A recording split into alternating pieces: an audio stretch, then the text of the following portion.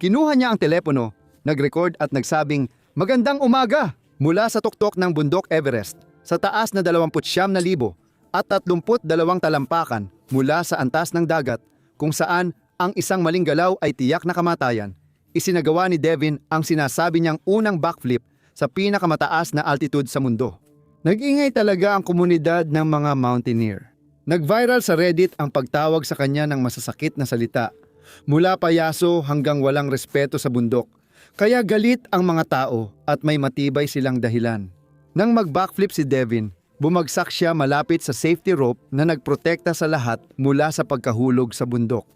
Isang maling landing lang at maaari niyang masira ang mga fixed line na inaasahan ng bawat umaakyat para mabuhay. O mas malala pa, baka siya o ibang tao ay mahulog sa bangin. Kitang-kita na pagod at hirap sa oxygen si Devin dahil sa pag-akyat.